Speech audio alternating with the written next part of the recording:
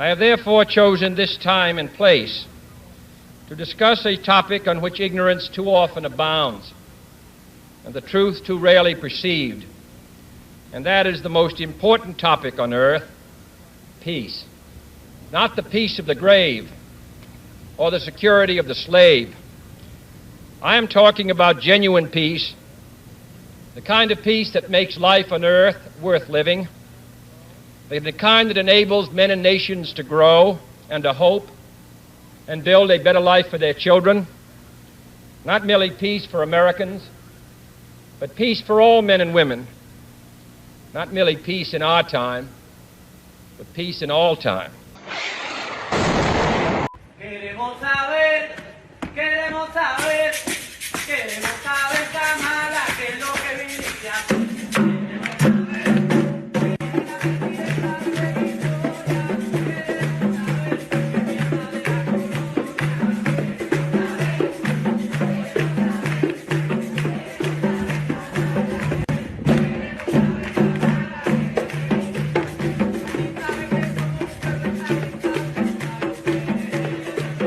So for our audio audience, what you see there is Kamala Harris clapping along to the chant and the rhythm until her aide tells her that she's being protested, and after that, her clap slowly comes to an end.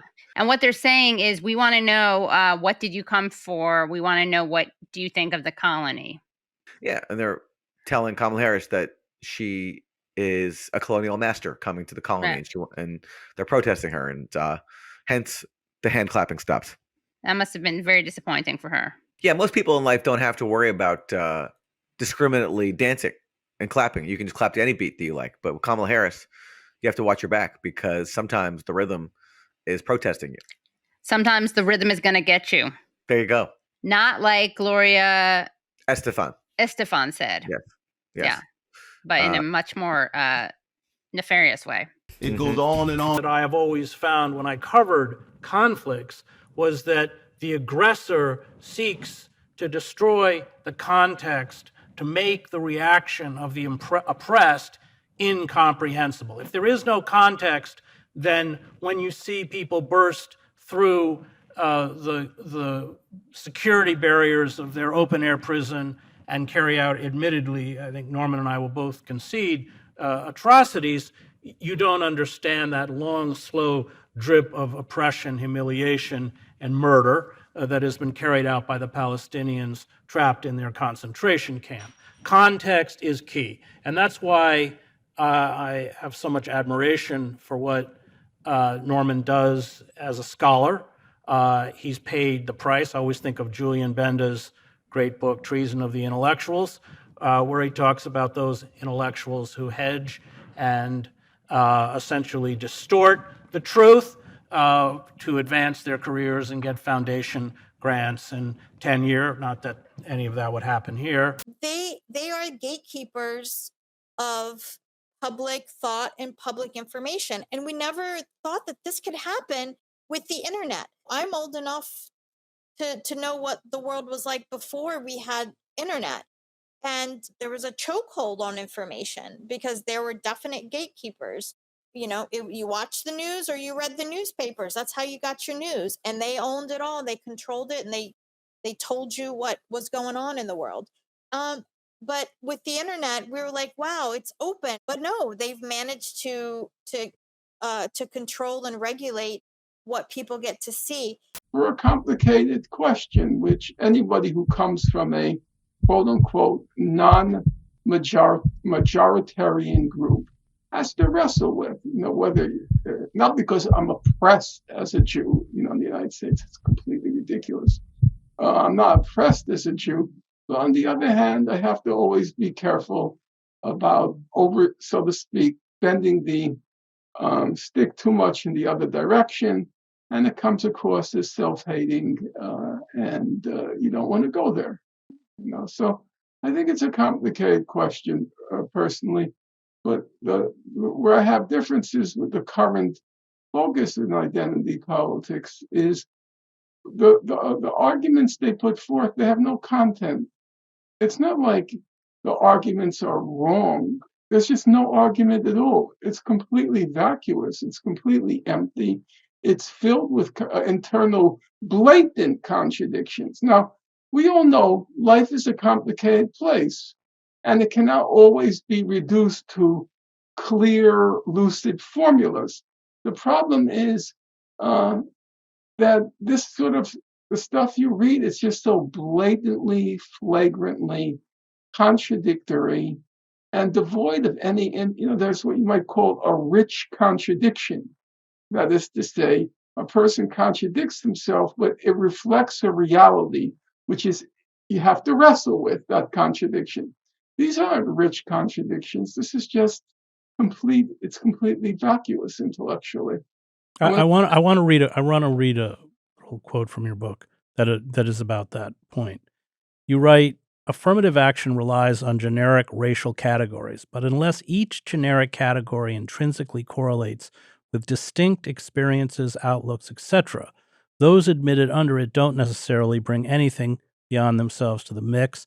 You quote Gore Vidal, who was gay, talking about the gay community, and Vidal says, what in God's name do Eleanor Roosevelt and Roy Cohn have in common, which we could add, what in God's name do Clarence Thomas and Martin Luther King have in common?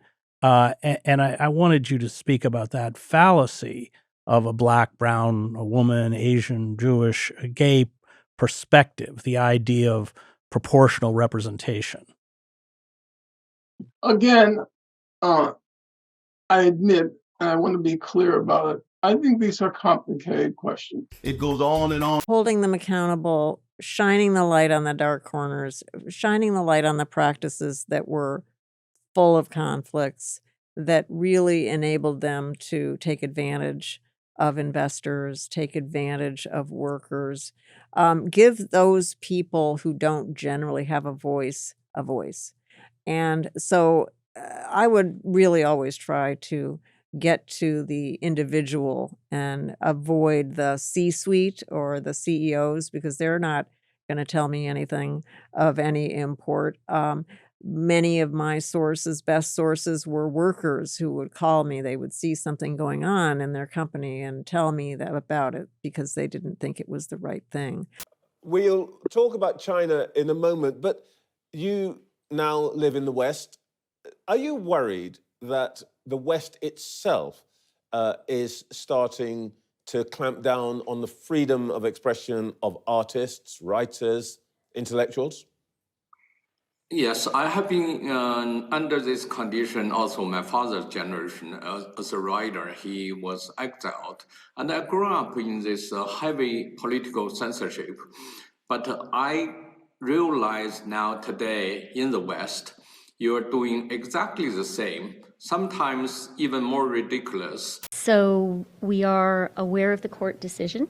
It goes on and on. We have discussed it with the Prime Minister, with cabinet colleagues, with senior federal government officials and experts. It goes on and on. We respect very much Canada's independent judiciary.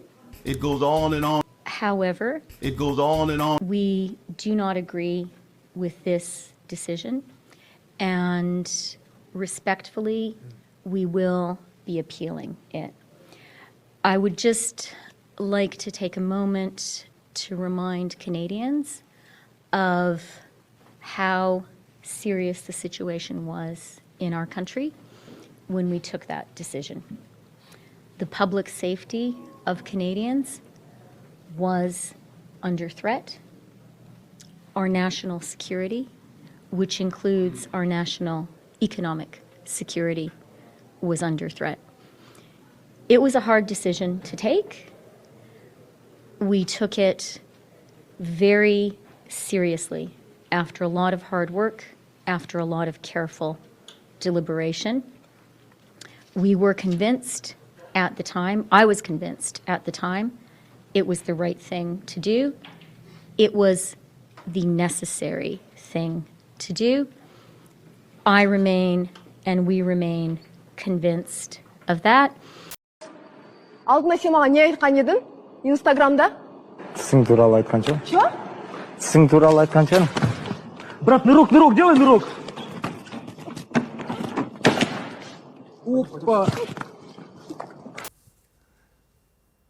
If you're a member of NATO, which Ukraine is not, you have an Article 5 guarantee, and you are depending on the American nuclear deterrent to provide security for you. So if a NATO country is attacked with nuclear weapons, there is some reasonable chance the United States will use nuclear weapons to defend that NATO country. But Ukraine is not a member of NATO, and Ukraine is not of great strategic importance to the United States. And therefore, the United States is not going to risk nuclear war to save Ukraine. I mean, it's that simple. It wasn't a nuclear scenario, but when you look at what happened with the first invasion of Kuwait by Saddam Hussein, Kuwait was not a member of NATO, and yet America immediately sent boots on the ground to repel Saddam from Kuwait. I'm not sure there's a massive difference between Kuwait and the influence of that to America and the West and Ukraine, a massive sovereign democratic European country. You know, it's been invaded by, illegally invaded by a nefarious power, and America didn't hesitate to kick Saddam out of Kuwait. There's a huge difference between these two scenarios. Whether Hamas should stay in power. And don't tell me this is ad hominem. In 2016, he gave an interview where he said that he essentially makes his income through giving speeches. He said that he gave 40 slips to his accountant for speeches against Israel. That doesn't mean he doesn't mean what he says. No, wait 1 second. Hold on. It He doesn't then complained mean he doesn't that it was mean what he reduced to says. 4. No, 1 second. Hold on. If he attacks Hamas, he said that his speeches went from 40 to only 4. He'll be down to 0. Now, here's the point. You're right. It doesn't mean that. But when you pressed him in your first debate, and you did so admirably, Pierce, Shani Luke's parents stayed at my house for the past 10 days. She was the woman who, within an hour or two of the attack, the German-Israeli woman, was put dead, shot in the head, stripped naked. I maintain that she was the most desecrated woman in world history in terms of how many people saw her naked body. As that was happening, Norman Finkelstein wrote, "It warms every fiber of my soul," about these scenes in Gaza. And glory, glory, hallelujah. Now, to your credit, you pressed him on this in the first interview. And you know what he said? He said, "I had no idea. I only thought 50 Jews had died. I didn't know 1,200. So 2 questions. Number 1, Norman Finkelstein, how many Jews need to die before you are no longer celebrating their death and saying, glory, hallelujah? Is it 51? Is it 500? You know, one black man was murdered in Minnesota. His name was George Floyd, and tens of millions of people marched against his murder. God bless them. But for you, we need 49 other dead black men before they start marching. Number 1. Number 2, what you're confessing, Norm, is that you are a joke of a historian. Because your defense to Piers Morgan was, I didn't know. I have 3 people who do my Twitter. I gave it to them. By the way, I'd love to know even one name of those 3. I dare you to mention their names because I'd like to question them because I believe you're fabricating that as well. I think you wrote this yourself. You did not give it to 3 people who work for you on Twitter. But here's my question. You claim to be a serious historian. What kind of serious historian, before they even know the facts, says, I love seeing dead Jews? You admit you knew nothing. You say that you had no knowledge, and you were saying, glory, hallelujah, may more Jewish women be shot in the vagina and have their breasts cut off. Now, later when Piers Morgan said to you, hey, Norm, at least take it off. At least delete it. You now admit 1,200 died. And you know what you said? It's part of the historical record. So you are a fraudulent historian by your own admission. You said this fraud that you are thrilled that Jews were shot in the vagina, women were gang raped, is part of history, but it's a false history. So to be fair, Pierce, when you tell me ad hominem, come on. The man either has credibility or he has no credibility. Okay. He has no tenure. Yeah. Okay. Let me give the final word to Norma Finkelstein.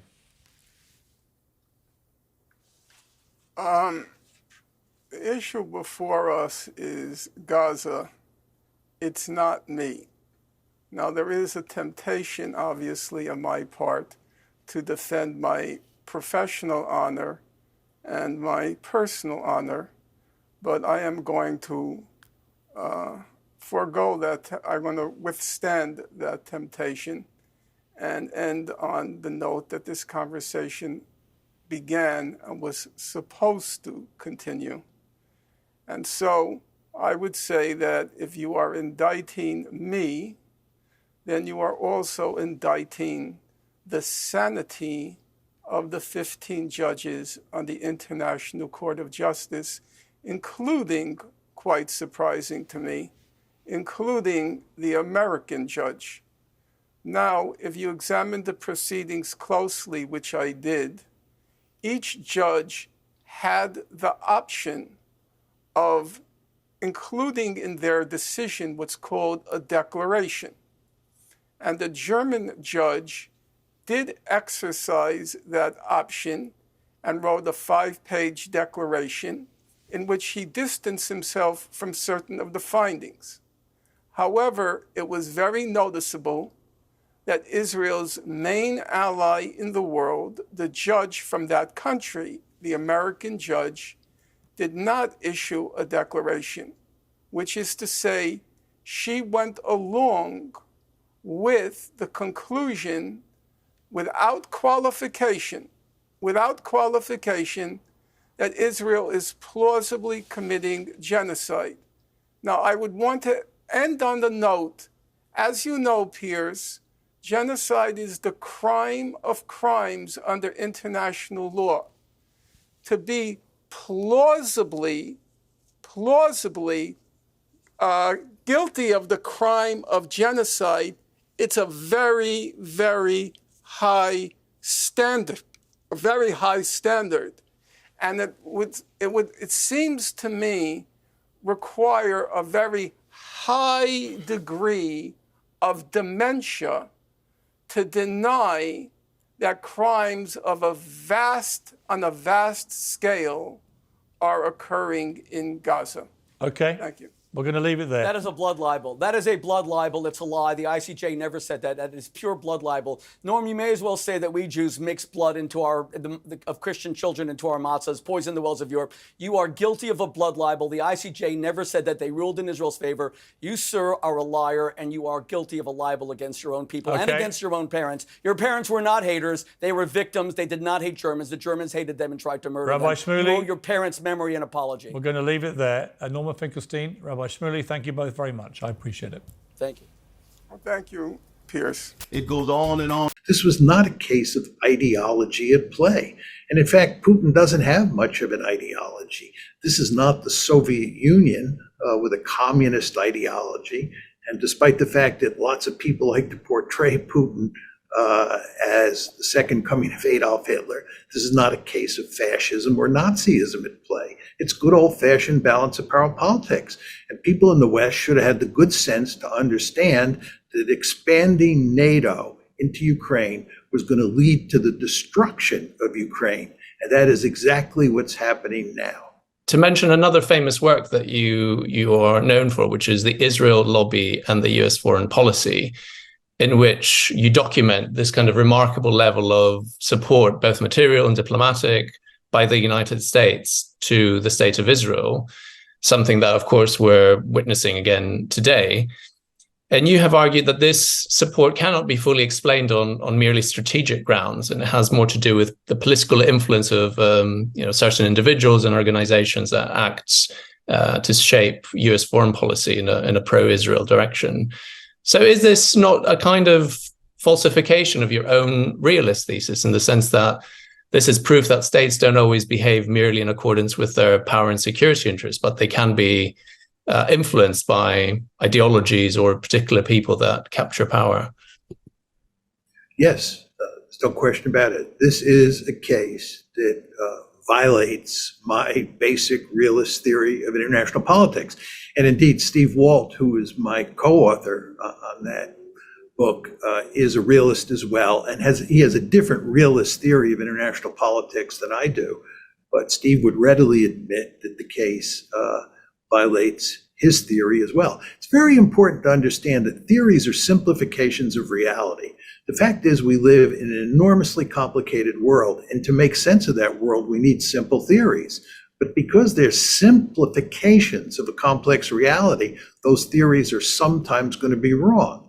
And I argue, this is an intuition on my part, that the best theories in international politics get it right about 75% of the time, which means that you're wrong 25% of the time. And I think the case of the Israel lobby, where domestic politics overwhelms strategic considerations, is a case that contradicts my theory. These young people who were dreaming of a better day, who were doing coexistence work, who were going to the Shtachim, going to the West Bank, to Sheikh Jarrah or wherever else, putting their bodies on the line. Did you see that incredible eulogy of Vivian's Palestinian friend, who was remembering her at her funeral, at her memorial service? It's unthinkable. And even the people who were killed, who might have had views I abhor, they had families, they were people. The terror of waking up one day and all of a sudden there's violent people in your place, and they're taking some people and they're killing some people and whatever happened. And as you know, if you follow the gray zone, there is a lot of question about what happened on that day, but that's not important right now. What I'm saying is there's a part of me that has shut down my empathy selectively at times. And then I talk to real Israelis. And I remember that I just love Israelis. I always have. And I've become better friends with some Israelis as a result of October 7th. And just feeling into the panic in that society where you are, and the pain there, and the bewilderment. So I need to let myself melt sometimes off of my righteous glacier of knowing who's right and who's wrong. But then I'll say this to you, Rivka, acknowledging that. When I look at the whole picture and I melt into a kind of compassion for everybody and feel into the pain of the Jewish people there, you know how I end up furious at? Ben Gvir, Smotrich, Netanyahu, and the government that feeds on your pain and your trauma, that requires it for its lifeblood, that uses the suffering of your family and my family as a pretext to do what it's doing. I see an entire, we talk about 130 hostages in the Hamas tunnels.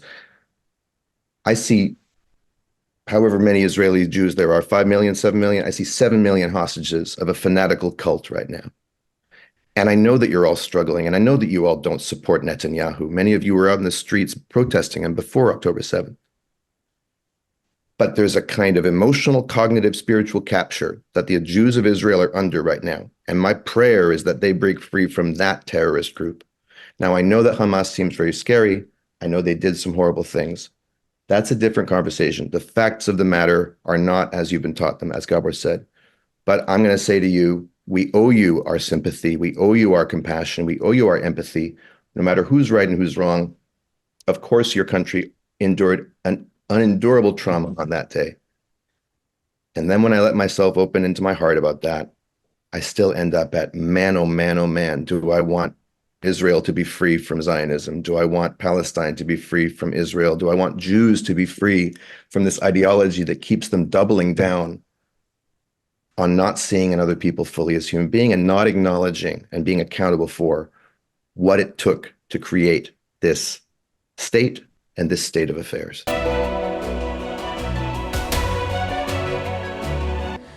Israel and Iran are sworn enemies. They promised to wipe each other off the face of the earth, and this is not an exaggeration. 2 weeks ago, Israel struck the Iranian consulate in Damascus, Syria, and now Iran has struck back.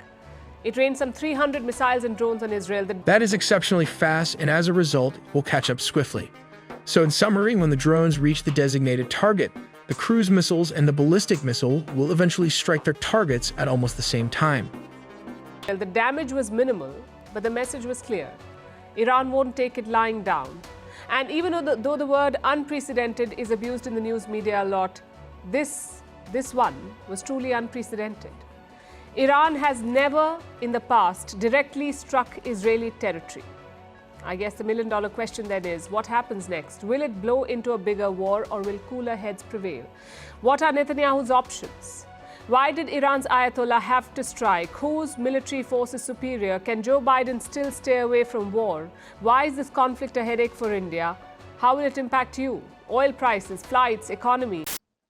Fact number one, the president of Israel, Mr. Herzog, he announced that there was no distinction between Hamas and the population of Gaza. He said that they elected Hamas and then they have to bear responsibility. So, the fundamental principle of what's called international humanitarian law, IHL, it's sometimes abbreviated, or you can just call it the laws of war. The fundamental principle of the laws of war is called the principle of distinction. Every one of your listeners knows that principle. It's illegal under international law to target civilians or civilian sites, and the only legitimate targets are combatants and military sites. The principle of distinction. Israel itself has rejected that distinction. It is, I'll get into a moment, but it has declared every human being in Gaza, including those 1,100,000 children, legitimate targets. Number two, the second principle of the laws of war is called the principle of discrimination. That means you can't indiscriminately fire your weaponry. That, for example, let's say you have a weapon, let's call it poison gas. And poison gas, it can't be controlled. And therefore, you can't target it in such a way that only combatants will be the targets of it. So Israel has clearly, since October 8th, Israel has clearly been firing indiscriminately or bombing indiscriminately or targeting indiscriminately in Gaza. I mean, how can anyone possibly believe that Israel has now dropped more weapons in the first week? It had dropped more tonnage of bombs in 1 week in an area that's shorter than a marathon, and its width is the distance from NYU on West 4th Street to Columbia University on West 116th Street. That's 5 miles. And Israel dropped more tonnage than all the tonnage that was dropped in Afghanistan in any year of the war. How can anyone possibly believe or conceive that they are being discriminate in their bombing? Even Bernie Sanders, who was periodically issuing statements as I think the pressure became more and more intense on him, the first few statements that he issued, he kept saying that Israel had a right to attack Hamas. Even if that were true, I'm not going to get into that argument. He's perpetuating the fiction that they're attacking Hamas. They're not attacking Hamas. Right. Israel, as was revealed on October 7th, hasn't a clue where Hamas is. How could it possibly be targeting Hamas if Hamas had planned this operation for 2 years?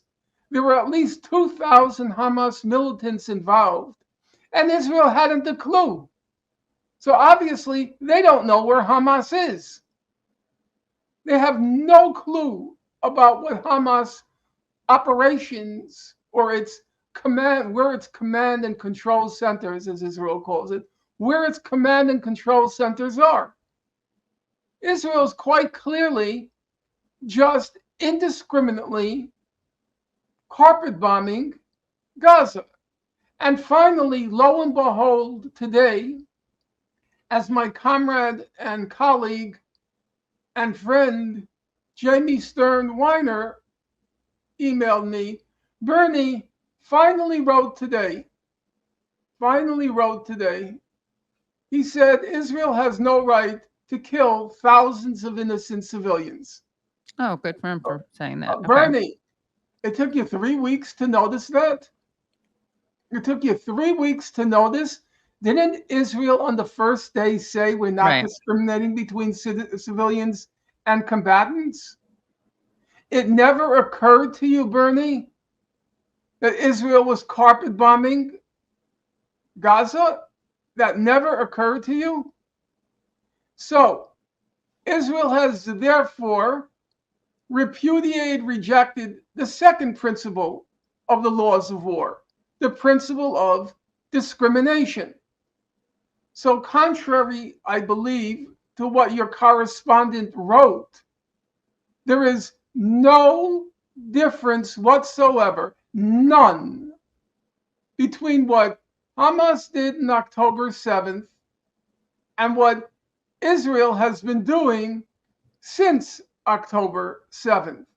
It's been engaged in the targeted and indiscriminate bombardment of the people of Gaza. The perceived difference between what Hamas is doing and what Israel is doing, I think, speaks to the strength of atrocity propaganda, where you hear these specific stories that don't ever have to be true.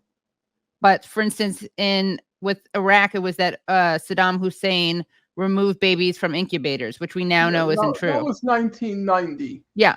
And the story was actually spread by Amnesty International. Oh. Yeah. Amnesty International was asleep at the switch, or, as often happens with these human rights organizations, the pressure becomes unbearable on them to toe the party line. Mm-hmm. So whatever the reason was, yes, Amnesty repeated the story about the Iraqi troops stealing the incubators from the maternity hospitals in Kuwait. Or Gaddafi with the Viagra. Gaddafi giving his Viagra to that one I think was a little bit sillier. What do you say to voters who are upset that those are the two choices? Get over yourself. Those are the two choices. Yeah, love that. Right? And good. You talk about the call, the snake, and the bullet. So explain. So one of the things, again, that I feel like you hear this phrase sometimes, pundits use this. They'll say something about something in politics. They'll say, it's just theater. And I always get very confused by that as a person who loves the arts. What do you mean, just theater? Theater is powerful. Theater, there's no such thing as just theater. It's theater. And yes, Trump did theater. He did performance. And yet, so often, these bits, these skits that he would do, sometimes they'd be comedy skits. He'd do multiple voices moving around the stage. A lot of emotions that politicians don't normally address. He leaves one bullet and he gives it to the last prisoner. And he says, take that back to your people and tell them that that's what I'll do. And this was a whole performance, and the crowd would like it so much. He'd say, you want to hear it again? And they'd say, yes. And he would perform it again. And the press, meanwhile, would be sitting there saying, well, let's see, did he say anything about policy, or did he indicate anything about, appointments and so on? Because they're dismissing all that as just theater. Mm-hmm. That's not just theater. That is the substance.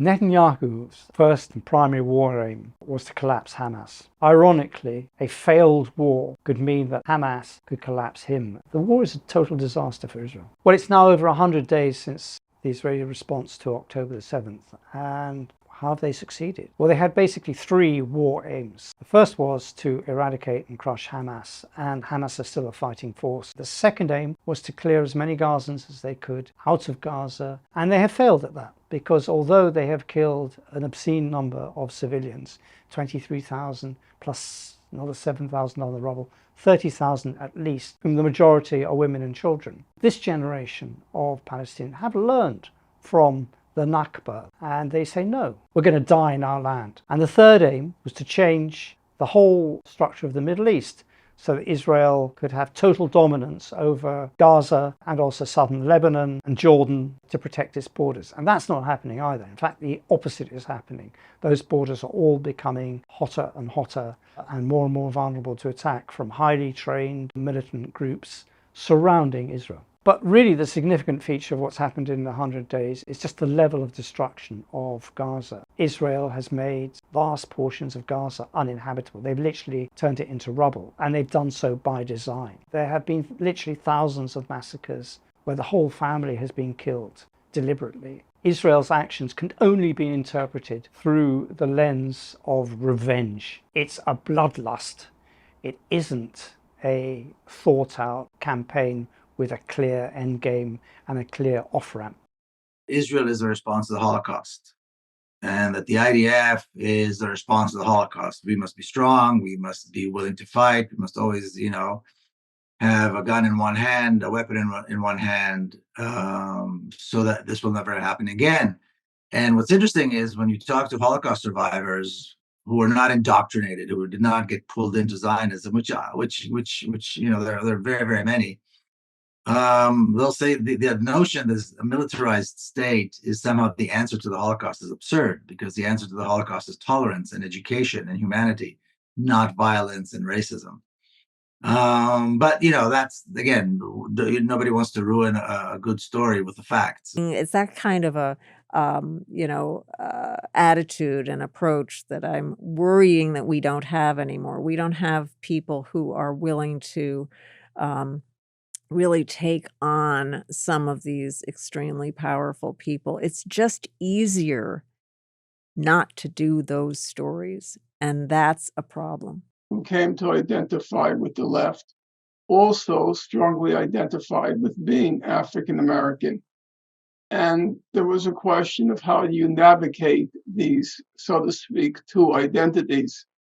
In the case of Paul Robeson, he at one point commented in his little autobiography, Here I Stand, he said, people have often asked me, how do I navigate these two identities of being, number one, a champion in the rights of African Americans, but number two, being closely aligned with the Communist Party and becoming a genuine hero, a folk hero of the international working class.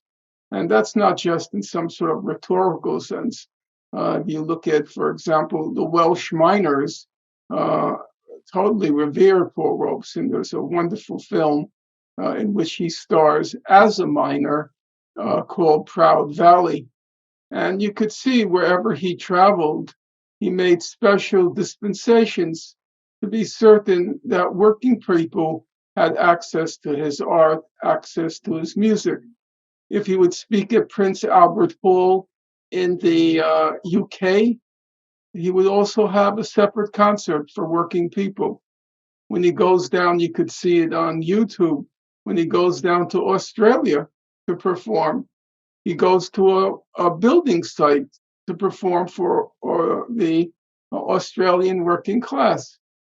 So he was asked, he asked himself, how do I navigate these two identities?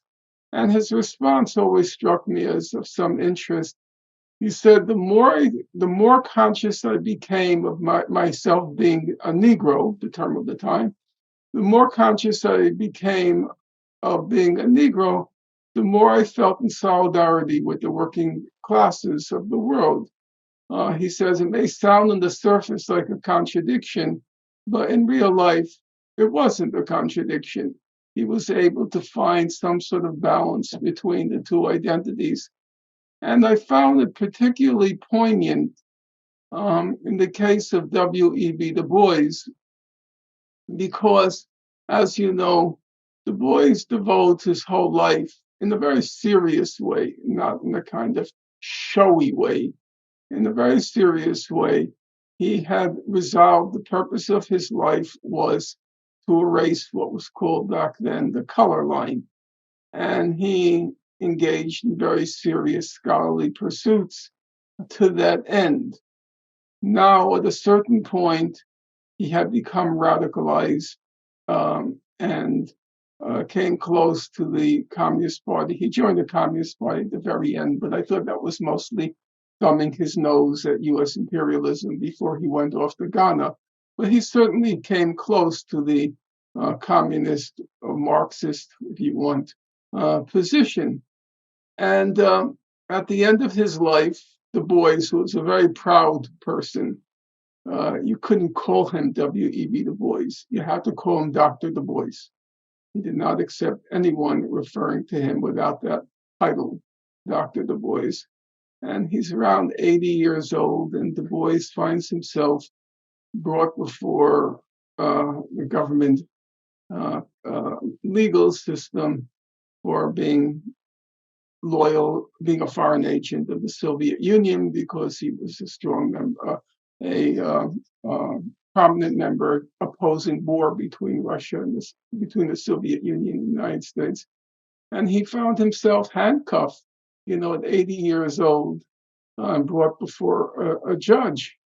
Well, you can just imagine for a person of his pride and a person of his stature who had all the claims to being a respected person, suddenly at age 80, being handcuffed. And he says at the very end, he wrote several autobiographies, mostly because he didn't expect to live so long. He died at a very ripe old age. He actually died the night before the March on Washington, 1963, literally the night before, which causes you to believe maybe there is some order in this universe. And at the end of his life, in the last chapter of that last autobiography, it's a very poignant scene because he goes through everybody who deserted him. He said, when it comes to his 80th birthday, none of the leading Black figures, none of the college presidents, all of whom Black college presidents of the HBCUs, historically Black colleges and universities, none of them would send greetings in support of him. And then he says at the very end, he said, I found a new friendship, a new world, and that was the world of people on the left, not people of necessarily Black, people of the left internationally. And he said, that was my new community. And that to me was a kind of, it was a revelatory end. He said his name had become unmentionable among young people. Nobody had heard of Du Bois anymore. His name was literally whited out. There was only one college, by the way, only one college. It was Berkeley in I guess it was the very early 60s or maybe the late 50s, which put one of his books, some professor put one of his books on their curriculum. And he said he was astonished. I speak of peace, this is Kennedy, as the necessary rational end of rational men.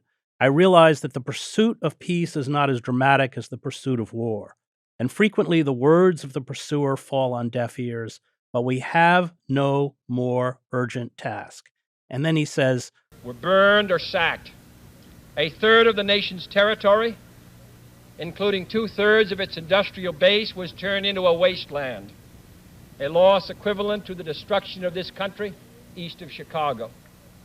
Today, should total war ever break out again, no matter how, our two countries will be the primary target.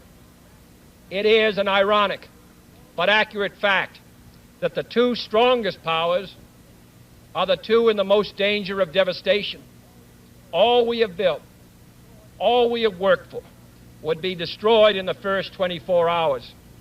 And even in the Cold War, which brings burdens and dangers to so many countries, including this nation's closest allies, our two countries bear the heaviest burdens.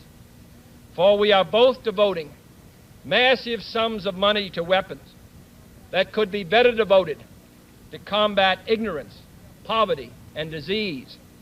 We are both caught up in a vicious and dangerous cycle, with suspicion on one side breeding suspicion on the other, and new weapons begetting counter-weapons.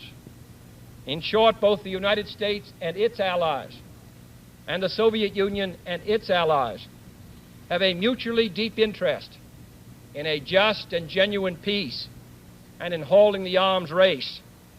Agreements to this end are in the interests of the Soviet Union as well as ours.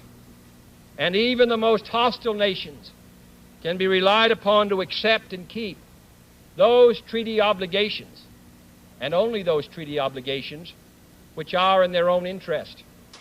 Therefore, I am announcing today that the United States will withdraw from the Iran nuclear deal.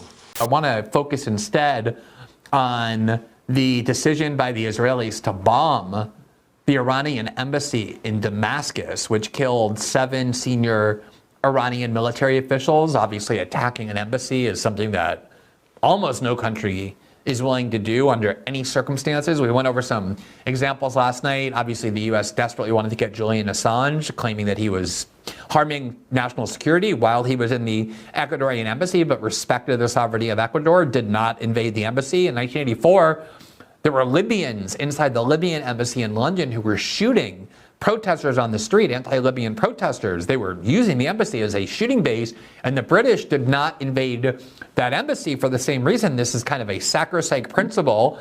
Now, Israel's excuse, as always, was, oh, well, there were terrorists there. They were using the embassy as a military staging ground and the like. This is Israel's excuse for everything that it does. But what do you make of the implications for international law and the possibility of escalation from this attack on Iran's embassy? Well, I think it points up very nicely that Israel is basically out of control.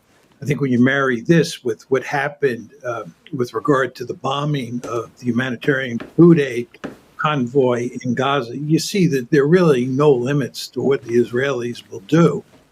They think they're just free to do pretty much whatever they want. This is, I think, here we're talking mainly about the bombing of the Iranian consulate in Damascus. I think this is a huge blow to the rule-based international order that the United States prizes so much. I mean, the Israelis behave like rogues, and the United States defends them at every turn, as you pointed out. This is not good for the United States. It's certainly not good for international politics in general. I'm not sure what the Israelis are up to. It's kind of difficult to figure out exactly what their motive is. I think one could argue that they're desperate and they're lashing out. Things are not going well in Gaza. Things are not going well with Hezbollah. There's just a lot of bad news confronting the Israelis, and one could argue that they're just upping the ante to try to get themselves out of this mess. It also may be the case that they want to drag the United States into the war. And they want to get the United States in a war with Iran. That's been a long time objective of the Israeli foreign policy establishment. And one could argue that's what's going on here. But regardless, it is certainly not good for the United States. Conditions would be use it for defensive purposes. No, it's being used for offensive purposes. If you don't have conditions, then you're basically giving permission, and a permission equals complicity, With Colombia Anti-Semitic News, where everyone is welcome, LGBTQH. Hamas. Yeah, I totally sim Hamas. Yeah. That despite the fact that we are deeply involved, too deeply involved, in my opinion, in Gaza and in Ukraine, we're not in that bad a shape in East Asia. Now, the one qualification to that argument is I think the greatest danger is in the South China Sea. I think there you could have a conflict. So let us not be blind to our differences, but let us also direct attention to our common interests and the means by which those differences can be resolved. And if we cannot end now our differences, at least we can help make the world safe for diversity. For in the final analysis, our most basic common link is that we all inhabit this small planet. We all breathe the same air. We all cherish our children's futures, and we are all mortal. I am talking about genuine peace, the kind of peace that makes life on Earth worth living, the kind that enables men and nations to grow and to hope and to build a better life for their children, not merely peace for Americans, but peace for all men and women, not merely peace in our time, but peace for all time. This is incredible. It gives you goosebumps. Of course, I've listened, I don't know how many dozens or hundreds of times to the speech. I've made my family listen on so many occasions. But the words are thrilling. The words are mesmerizing in their beauty, and Ted Sorensen has a big hand in that as well. And in their ability to make change. And I think one of the things that Kennedy also says in here, which is incredible, is his advice on leadership. And I don't have exactly the words here, but to paraphrase, he says, by defining our goal more clearly, by making it seem more manageable and less remote, we help all people to see it, to draw hope from it, and to move irresistibly toward it. So the goal of peace, if made to be manageable, practical, like a treaty to stop atomic testing stop atmospheric testing of nuclear weapons, is a practical, manageable step, and people draw hope from it. So the speech was so riveting and powerful. By the way, kept completely outside of the bureaucracy. It was essentially hidden from the security apparatus, from the State Department, the CIA, even the White House. Only Sorensen and Kennedy worked on it basically until the last moment. Then they said, I'm giving this. Kennedy said, I'm giving it. So it could not be vetoed by state or by the Defense Department or the National Security Council or anybody else. And he gave it. And what is amazing, absolutely amazing, is that Khrushchev heard it, was carried away, summoned the U.S. envoy, Kennedy's envoy to Moscow, Averell Harriman, and said, this is the finest speech by an American president since FDR. I want to make peace with your president. The words were so powerful. The motivation, the ideas were so powerful. Broadcast the speech, and within a few weeks, they had signed the agreement. Within a few weeks. And crossing each other from a million different centers of energy and daring, those ripples build a current that can sweep down the mightiest walls of oppression and resistance. Few are willing to brave the disapproval of their fellows, the censure of their colleagues, the wrath of their society. Moral courage is a rarer commodity than bravery in battle or great intelligence. Yet it is the one essential, vital quality for those who seek to change a world that yields most painfully to change. And I believe that in this generation, those with the courage to enter the moral conflict will find themselves with companions in every corner of the globe. For the fortunate among us, there is the temptation to follow the easy and familiar paths of personal ambition and financial success, so grandly spread before those who enjoy the privilege of education. But that is not the road history has marked out for us. Like it or not, we live in times of danger and uncertainty, but they are also more open to the creative energy of men than any other time in history. All of us will ultimately be judged, and as the years pass, we will surely judge ourselves on the effort we have contributed to building a new world society and the extent to which our ideals and goals have shaped that event.